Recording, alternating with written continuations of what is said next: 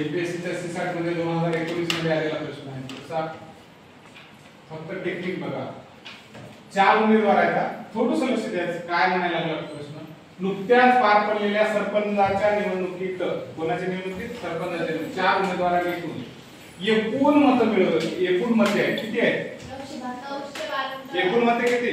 972.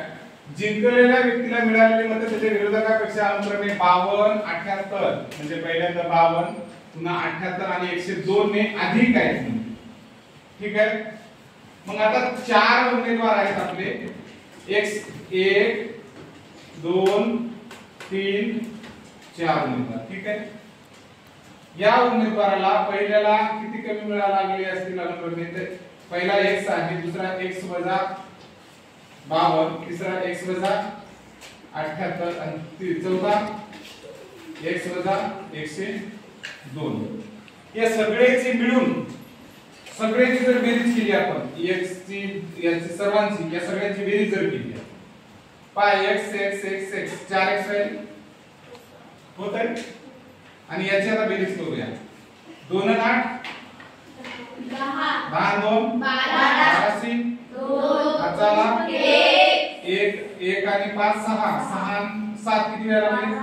12 13 ने 0 13 से 3 हाताला 1 आणि हे 2 2 से 32 4x वजा 2 से 32 आला.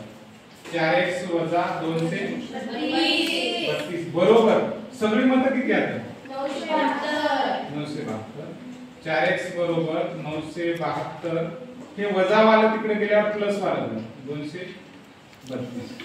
किती वेळा लागले त्याच्यापैकी? 2 आणि 2 4 3 आणि 7 10 10 से 0 हाताला 1 2 आणि 1 3 3 आणि 9 12 3 आणि 9 12. ठीक आहे. 4x आता x बरोबर 12 0 4 भागिले 4 4 3 12 0 4 1 4 3 से 1. जिंकलेल्या उमेदवाराला 3 से 1 मत मिळाली. पहा 3 से 1 मत मिळाले. तर